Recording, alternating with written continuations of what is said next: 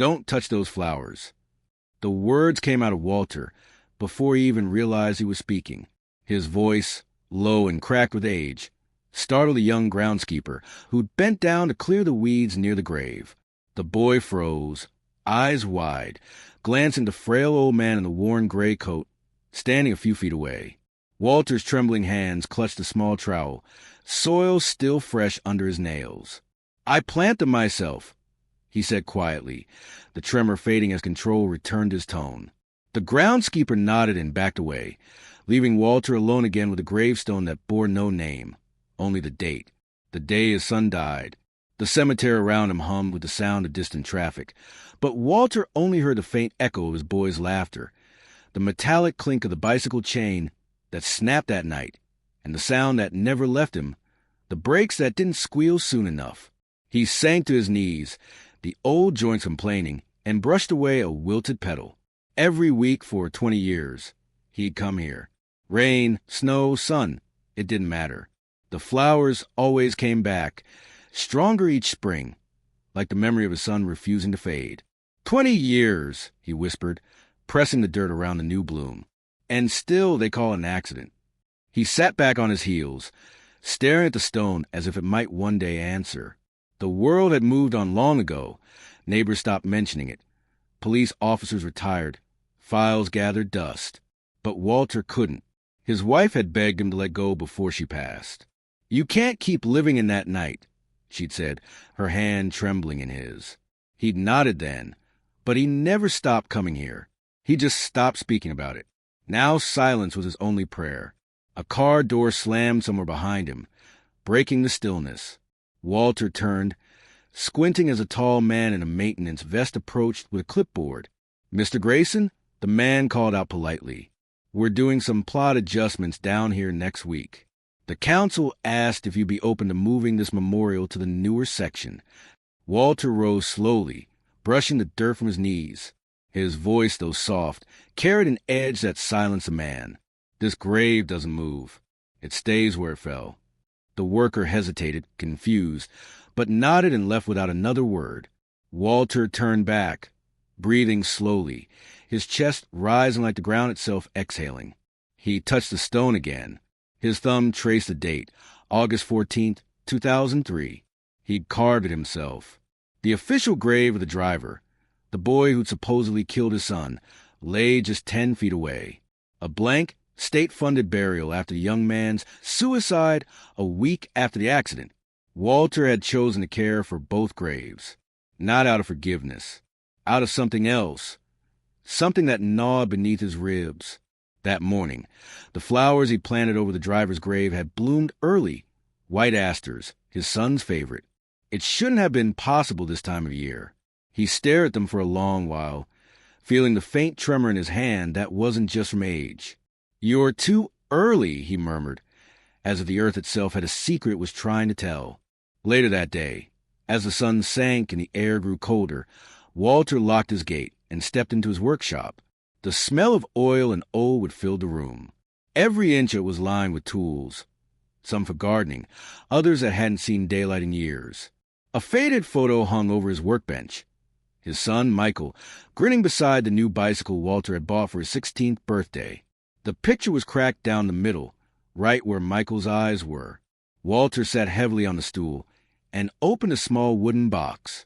Inside were fragments of his life he never spoke of, an old newspaper clipping, the coroner's report, a police photo of the mangled bike. His hands lingered on a letter folded too many times. Case closed. Lack of evidence. He unfolded it once more, the edges soft as cloth, and read it like a ritual. "Lack of evidence," he muttered, each word bitter on his tongue. 20 years hadn't dulled it. If anything, it burned quieter now, like coals under ash. A faint sound outside, tires on gravel, made him glance up through the workshop window. He saw an old pickup pulling into the lane, headlights dim. A man climbed out hunched, wearing a grease-stained jacket.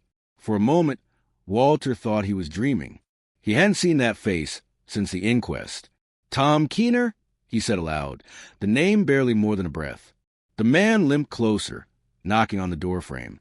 "Didn't think you'd still be here," Tom said, his voice rough with smoke. "Heard you still visit the graves." Walter studied him carefully. Tom had been the mechanic who towed the wreck that night, the one who swore the brakes were fine before the accident. "What do you want, Tom?" Walter asked. The man shifted, pulling a small folded note from his pocket. "It's been eating at me," Tom said. "Back then, I did what I was told. I was just trying to keep my job." He handed the note over. Walter didn't move to take it at first. "Told by who?" Tom's eyes dropped. "The father, the boy who died. Said he'd take care of the police report. Told me to say the brakes were new." Walter's pulse slowed, then quickened again, like the clock behind him ticking too loud. "You're telling me the man whose son killed my boy bought your silence?" Tom nodded. "It wasn't a hit and run, Walter. Your boy wasn't hit. He was chased." The air in the workshop thickened, the shadows growing long across the floor. Walter finally took the note, fingers trembling as he unfolded it. Inside was a faded service invoice, brake replacement, dated 2 weeks before the crash, signed by the same name that haunted every headline from that year. Walter stared at it, the world narrowing to the ink and the paper. For 2 decades he planted flowers over a lie. He looked up, eyes sharp with something that hadn't lived in him for years. "Why now?" he asked. Tom swallowed hard. "Because he's running for office. And people forget." Walter folded the paper neatly, his voice steady as stone. "Not everyone forgets." The clock on the wall ticked once, then again, louder than before. Walter's gaze drifted to the photo of Michael and the bicycle, his reflection ghosting over in the glass. For the first time in 20 years, he smiled without warmth. Then it's time someone reminded them. "You're lying," Walter said, though his voice betrayed the tremor in his chest. The paper in his hand shook slightly, the faded signature bleeding into the folds where he'd gripped it too tight.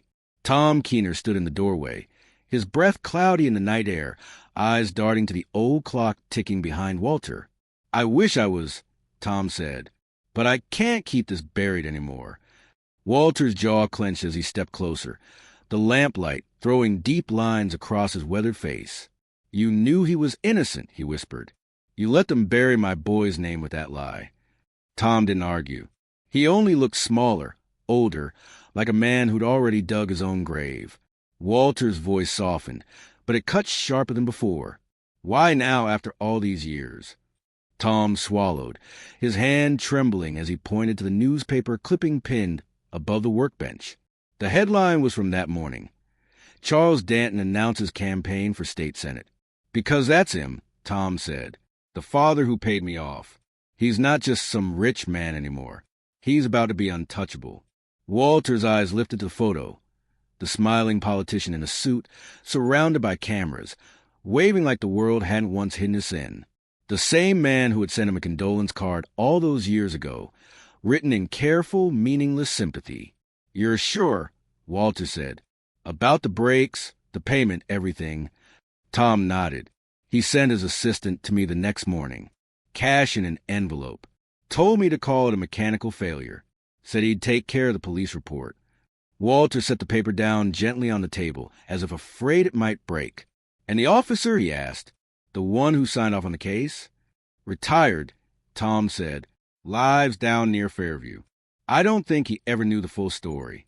He just saw what he was told to see." The room fell quiet, except for the clock ticking behind them, each second pulling something deeper out of Walter's stillness. He walked to the corner of the workshop and opened an old drawer. Inside were 2 things wrapped in cloth, a pocket watch and a small cassette recorder, dusty and unused. He wound the watch once, listening to its soft mechanical heartbeat. "You recorded everything back then, didn't you?" Walter asked. Tom hesitated. "Old habit from the shop," he said. "Sometimes I record calls, estimates. I might still have the tape from that night." Walter turned toward him slowly, his eyes no longer clouded by grief, but sharpened by something colder. "Find it," he said. "And when you do, don't come back here. Just mail it." Tom's lips parted as if to argue, but something in Walter's tone silenced him. He nodded, stepped backward out of the workshop, and disappeared into the night. The door closed, leaving Walter in a low hum of silence. He sat again at the table, staring at the paper, then at his son's photograph above it.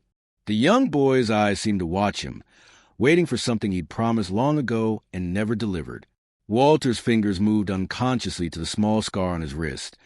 A memory of the night he'd gripped his son's broken bike frame too tight, blood mixing with rain. He'd told himself that night was the end, but now it felt like the beginning. The next morning, Walter woke before dawn. He packed his tools into the back of his truck, the same rusted Ford he'd driven to every burial for 20 years. The drive to Fairview was long and quiet, the world still gray when he pulled into a diner that smelled of coffee and old secrets. Inside, a man in a wrinkled sheriff's jacket sat alone in a corner booth, reading a paper. Walter recognized him instantly. Officer Dale Merton, the man who closed his son's case. Walter approached slowly, each step measured, every sound deliberate. "You remember me?" he asked. Merton looked up, frowning. Then recognition flickered across his face. "Grayson," he said. "Michael's father." "That's right," Walter said, sitting opposite him without invitation. "I need to talk about the accident." Merton sighed, folding his paper. "After all these years? That case was clean, Walter. You know that." "Clean," Walter echoed, leaning forward. "The brakes were replaced 2 weeks before the crash. Got the invoice. Danton's name's right there." Merton's eyes shifted, uneasy. "You've been digging again." "I'm just planting where truth never grew," Walter said softly. "Tell me, did you ever see the actual report? Or did someone hand you the summary already typed?" The old officer's face hardened. "What are you accusing me of?" "Nothing," Walter said. "I'm asking what it cost to look the other way." Merton's jaw tightened. "Careful, Grayson." "I was careful," Walter said, "for 20 years, while my wife died thinking justice was done, while I planted flowers over lies." He reached into his coat and pulled out a folded photo of his son, creased but clear. "You looked at this boy's face and signed your name anyway." Merton's hand trembled slightly as he reached for his coffee. "You think you can scare me, old man?" "No," Walter said. "I think I can remind you." He stood up, leaving the photo on the table. Merton stared at it, silent, as Walter walked out into the pale morning. In the parking lot, Walter stopped beside his truck, breathing deeply. The world smelled like wet asphalt and gasoline, sharp, familiar, alive. He hadn't felt this awake in years. The clock inside his pocket ticked softly, marking the seconds he couldn't waste anymore. Back in the truck, he opened a small notebook from the glove compartment. Inside were pages filled with names, detectives, reporters, neighbors, every person tied to that night. Some were crossed out. Others, like Danton's, were circled twice. He turned to a clean page and wrote 3 words in neat, steady handwriting. "The truth blooms." When he looked up, a police cruiser had pulled into the lot. Merton stood beside it, watching him. Their eyes met through the windshield. 2 old men, one chained to guilt, the other sharpening his. Walter smiled faintly, started the engine, and drove away.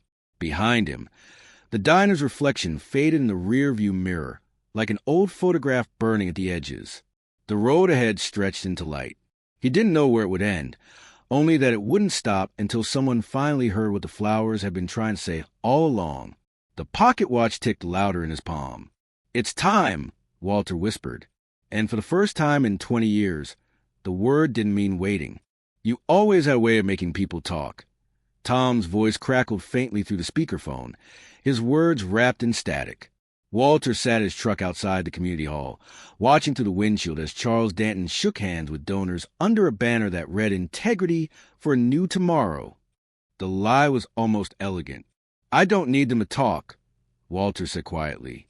"I just need them to believe they're safe." He ended the call before Tom could respond. The cassette tape had arrived that morning, sealed in an unmarked envelope. Inside, Tom's trembling confession played like a ghost returning home. Danton's assistant on the line, promising money, whispering instructions, the sound of Tom's breath breaking as he agreed. Walter had played it over and over, until the voices no longer sounded human, just echoes of greed stitched into tape. He'd waited 20 years, and now every second of that patience was a weapon. He stepped out of the truck, his movement slow but deliberate. The hall smelled of coffee and polished ambition. Reporters floated like flies, and Danton stood near the podium, his charm disarming, his smile practiced. Walter's cane clicked softly on the tile as he approached the refreshments table, pouring coffee he didn't intend to drink. He studied Danton from across the room, the same jawline, the same silvering hair. Only the eyes had changed. Once cold, now careful. When Danton's gaze brushed his, there was no recognition, just a polite dismissal rich men reserve for the unimportant. Walter smiled faintly. That, too, was useful. A volunteer in a red sash approached. "Sir, are you here for the town meeting?" she asked kindly. "I am," Walter said, stirring his empty cup. "I've been waiting a long time to see this man speak."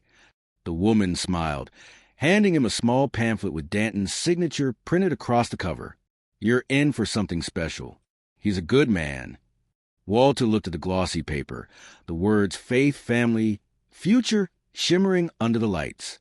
"I'm sure he is," he said softly, sliding the pamphlet into his coat. When the speeches began, Walter didn't sit near the front. He stayed in the back, recording with an old voice recorder, same one he'd used when Michael was alive. The microphone hissed quietly, catching every word of Danton's sermon about accountability and truth. The audience clapped often. Walter didn't. He watched instead, counting every false pause, every humble tilt of Danton's head. By the time the crowd thinned, Walter was ready. As Danton stepped off the stage, he found the old man waiting with an unassuming smile. "Mr. Danton," Walter said warmly, extending a hand. "I've admired your work for years." Flattery, he'd learned, was the easiest shovel. Danton smiled, shaking his hand. "Thank you. Always good to meet supporters." "Actually," Walter said, "I was hoping to speak with you privately, about a contribution." That word, contribution, opened doors faster than any title. Within minutes, they were standing near the exit, away from the crowd. "What kind of contribution did you have in mind?" Danton asked, folding his hands. Walter slipped a small brown envelope from his coat, offering it like a secret, something that might help you clean up old stains before they spread. Danton froze. For the first time, the smile wavered. "Excuse me?" Walter nodded toward the parking lot. "Walk with me. Too many ears in here." The politician hesitated, then followed, curiosity laced with caution. Outside, the evening light hung low and quiet. Walter led him to the truck, opened the passenger door, and gestured for him to look inside. On the seat lay a small cassette player, paused mid-rewind. Danton's voice could be heard faintly, distorted but recognizable. "Say the brakes failed. I'll handle the rest." Walter closed the door gently before Danton could reach for it. "Funny thing about truth," he said. "It doesn't die. It just waits for you to run out of lies." Danton's face paled. "Where did you get that?" "From someone who finally grew a conscience," Walter replied. "Don't worry. He's too scared to talk." "But I'm not." Danton stepped closer, lowering his voice. "You don't know what you're dealing with. That accident was your son's fault." Walter cut in sharply. "And you bought his forgiveness with my son's name." Danton's eyes hardened, but his voice stayed calm. "You think anyone will believe you? That tape won't hold up. It's old. It's weak. Like you." Walter smiled, a quiet sadness in his eyes. "Maybe, but people don't need to believe the tape. They just need to see how fast you start sweating when it plays." He stepped back, letting silence stretch until it hurt. "I'm not asking for money," he continued. "I don't want your apology. I just want you to live with what's coming." Danton's jaw tightened. "You're blackmailing me." "No," Walter said. "I'm giving you time to do the right thing before someone else decides what right looks like." He turned and started walking toward the truck. "What do you want?" Danton called after him. Walter paused by the door, resting a hand on the frame. "A speech," he said. "A real one. About guilt, truth, and the cost of pretending you're clean." Danton stared at him, breathing unevenly. "And if I don't..." Walter opened the door, his reflection faint in the glass. Then the flowers bloomed where they shouldn't. Reporters love miracles. He climbed inside and drove off, leaving Danton frozen under the fading light. That night, Walter returned home, heart pounded with a calm he hadn't felt in years. He set the tape beside the pocket watch on his desk. Both ticked differently, one mechanical, one human. Both measured time, but only one could rewind it. He stared at them for a long time, listening to their rhythm, until a soft knock came at the door. He opened it to find a young woman standing there, holding a folder close to her chest. "Mr. Grayson," she said, "I'm Emily Danton. My father told me someone was asking about the accident." Walter studied her face, the same eyes as her father's, but softer, uncertain. "He sent you?" he asked. She shook her head. "No, I came on my own. I think you're right about what happened." Walter's hand tightened around the doorknob. "And why would you think that?" Emily looked down, her voice trembling. "Because I found something he tried to hide." She held out a small key, its metal rusted but engraved with 2 letters. M.G. Walter stared at it, the weight of 20 years shifting again. The clock ticked once, twice. Then he whispered, "Time's changing sides. Where'd you find this?" Walter's voice cracked as the rusted key glinted in his trembling hand. Emily didn't flinch. "In his study," she said quietly. "There's a box in the safe with the same initials, M.G. I think it's yours." The name echoed through him like an old wound reopening, Michael Grayson. For a moment, Walter forgot how to breathe. The room smelled faintly of soil and oil, the scent of years spent repairing instead of living. "You shouldn't have come here," he said, his tone softer than his words. Emily looked down, her fingers clutching the strap of her bag. "I know what my father did. I heard him arguing with his lawyer. He said, 'If the old man wants war, we'll bury him again.'" Walter turned away, eyes hardening, the reflection of his son's photograph flickering in the glass. "Then I suppose it's time someone taught him flowers grow even from graves." That night, the rain fell in slow sheets, steady as a metronome. Walter sat at his desk, the key between his fingers, the pocket watch ticking beside it like a pulse. He knew what came next wasn't about anger. It was about ending the silence that had killed more than one life. At dawn, he drove to the Danton estate, a sprawling monument to deceit wrapped in ivy and polished stone. He parked near the service road, the truck's engine whispering to a stop. Every step he took toward the mansion felt like time folding on itself. Every birthday missed, every word unsaid, every night he'd whispered to a gravestone. He reached the back door just as a gardener, a weary man in his 40s, unlocked it for his shift. "Morning," Walter greeted. The man nodded politely. "You must be the new volunteer. Ground's out back need clearing." Walter smiled faintly. "Don't worry. I know my way around dirt." For hours, he worked in silence, blending in as the gardener trimmed the hedges nearby. Walter's hands, though older, were steady and precise, tracing paths of memory through the damp soil. When no one watched, he slipped toward the garden's far edge, the same flower beds featured in Danton's campaign ads, bright and proud. There, beneath the azaleas, a faint patch of disturbed ground caught his eye. He knelt, brushed aside the petals, and felt metal. The box was small, old, and locked. The key fit perfectly. Inside lay a faded stack of photographs, a police badge, and a single cassette labeled August 14th Michael. His heart stopped.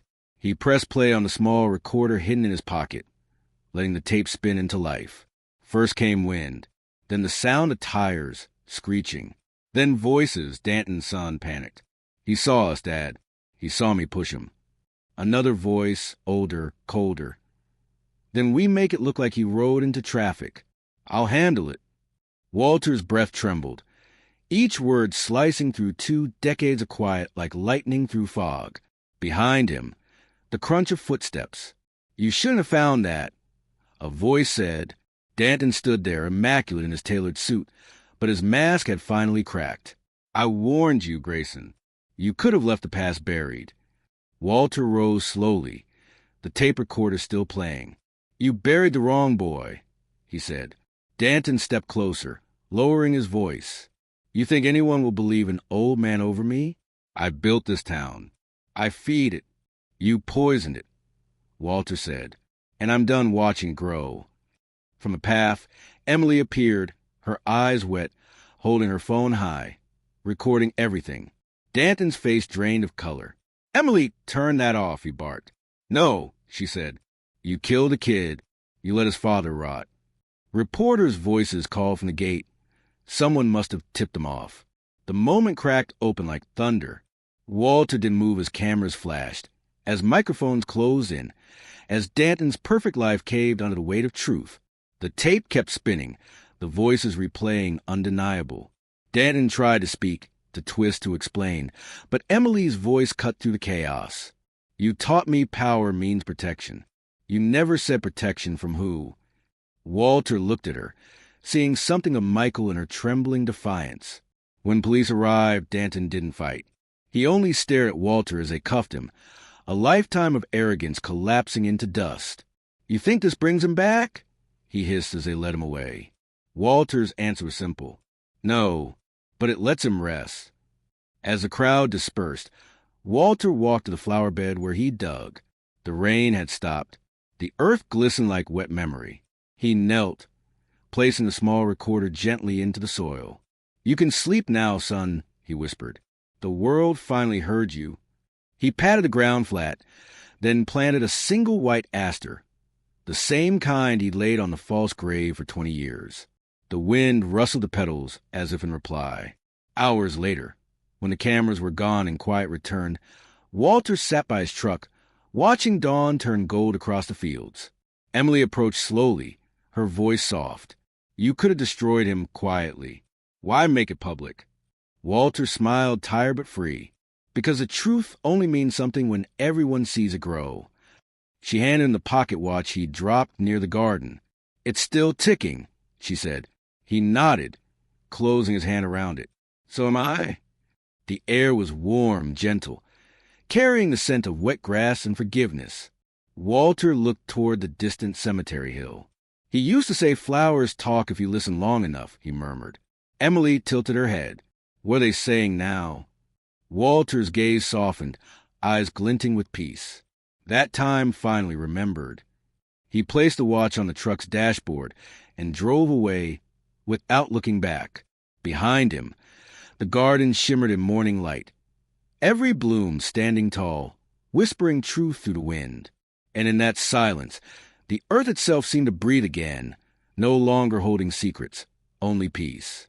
Make sure to like this channel, subscribe, and enjoy the videos.